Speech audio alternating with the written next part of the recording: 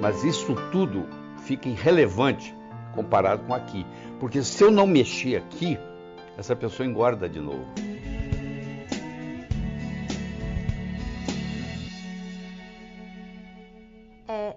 Normalmente, a obesidade, quando ela é retratada ou quando se fala sobre ela, obesidade ou sobrepeso, as pessoas costumam, pessoas especialistas, a olhar só para o viés estético, só para a questão da aparência.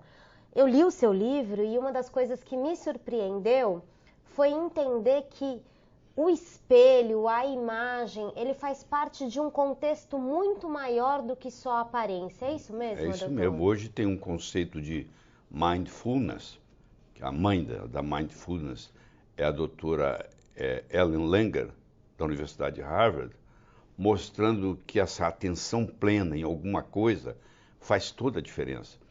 Eu comecei a minha carreira médica como psiquiatra. Eu me lembro que eu estava indo para a faculdade de medicina e tinha um professor meu de neurofisiologia que estava no ponto do ônibus. Eu parei o carro, falei, você quer carona? Ele entrou. Eu falei, mas você não tem carro? Ele falou, claro que tem, mas eu não dirijo. Eu não consigo aprender a dirigir. E ele era um psiquiatra famoso e diretor de um hospital com 240 mulheres loucas. Aí eu falei, quer fazer uma troca comigo? Ele falou, o quê? Eu te ensino a dirigir, você me ensina a psiquiatria. Ele falou, topo. Então eu ensinei ele a dirigir e ele me levou por debaixo das asas dele para esse hospital. E eu tive a oportunidade de trabalhar lá quase 3 anos, ainda acadêmico, com 240 mulheres loucas. E isso fez toda a diferença. Vou dar um exemplo. Eu tinha 10 pacientes lá que não conseguiam dormir. Nada, não conseguia dormir. Toda terça-feira, às 18 horas, eu tinha uma reunião com essas 10 mulheres. E eu disse para elas que eu consegui um remédio dos Estados Unidos, que não tinha quem não dormisse. E eu preparei elas para receber esse remédio. Quando chegou o dia, eu avisei para elas que, infelizmente, o remédio não chegou, que nós tínhamos que esperar mais um mês. Aí esperamos mais um mês. E finalmente chegou a data. E eu dei para elas Reativan, que era um remédio que a gente usava para ficar acordado para estudar para vestibular. E todas dormiram muito bem.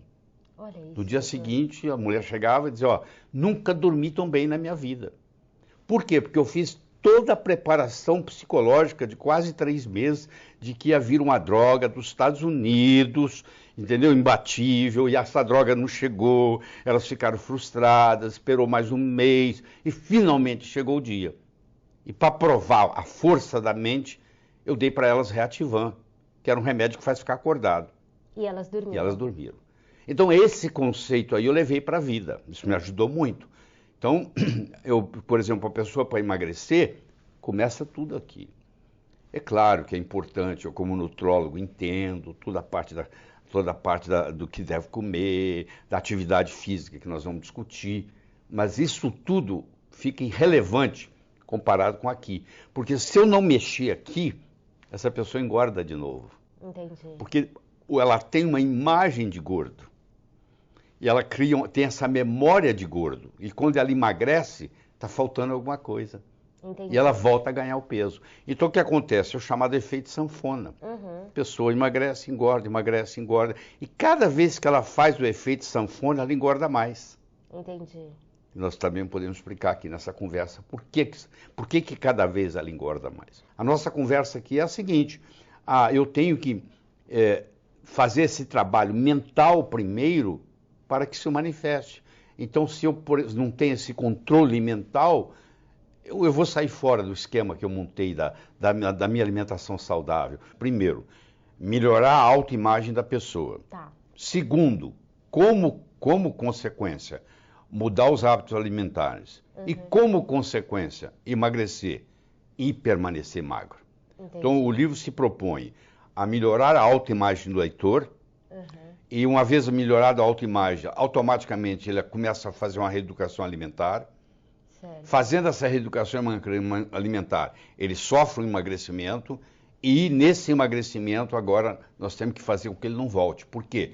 Porque os estudos mostram que entre 5% e 10% só mantém o peso. Se você faz um grupo de pessoas e emagrece elas hoje e daqui 1 ano 90% pelo menos voltou ou ao peso original ou mais.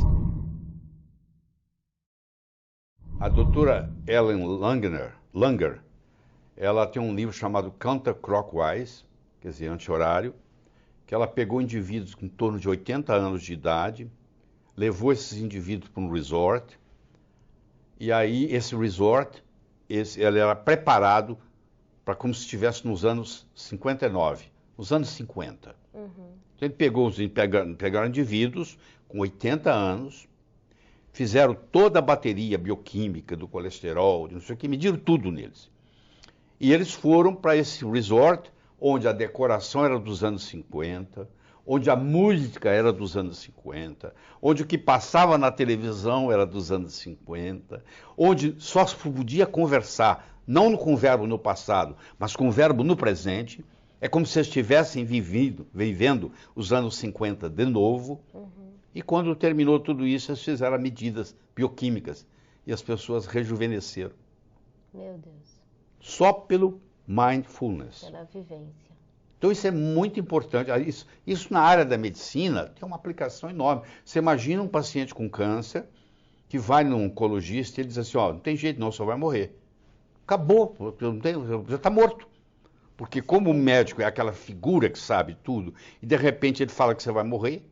Agora, se vai num médico e diz, não, nós vamos tirar esta letra, nós temos aqui hoje tecnologia para isso, a medicina evoluiu, pode estar certo. Quer dizer, a pessoa muda o mindfulness.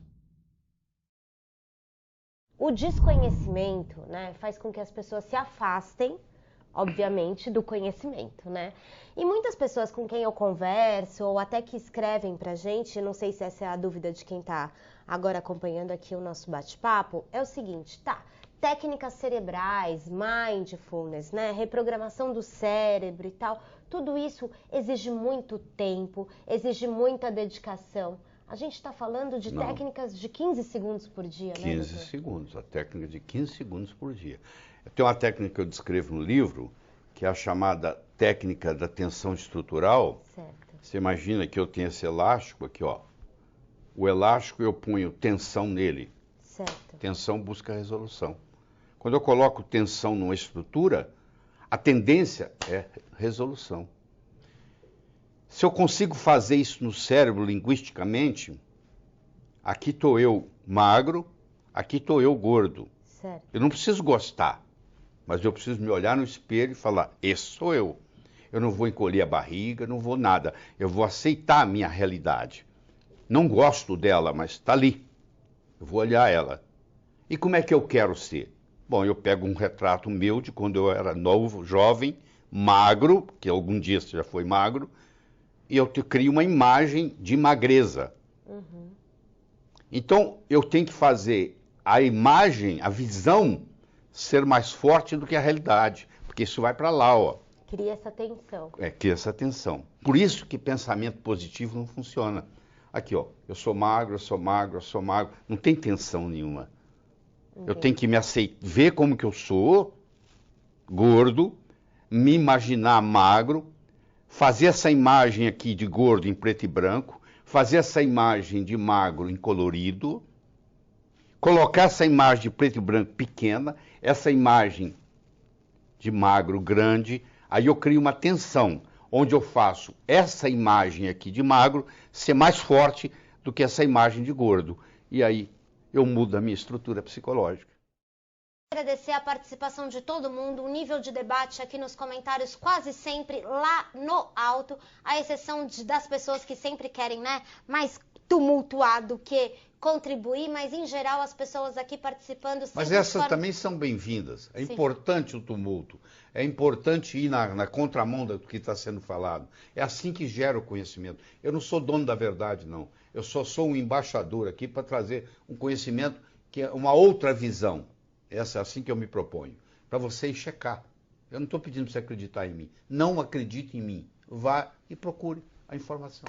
Mas se você acredita no Dr. Lair Ribeiro e quer levar todo esse conhecimento para sua casa, aqui nos comentários, palavra do Dr. Lair Ribeiro, produto editorial, parceria do Dr. Lair com a Jolivie, com todo o conhecimento numa linguagem simples e transformadora para você. Muito obrigada a todo mundo que ficou acompanhando. Doutor, Estamos aqui com um número ainda impressionante de pessoas que estão nos acompanhando. Muito obrigada a todos vocês, Eu quero Márcia. só terminar com a história. Por favor. Gente, eu já vou me despedindo e vou passar a palavra para o Dr. Lair. Era uma vez um escritor que vivia à beira-mar.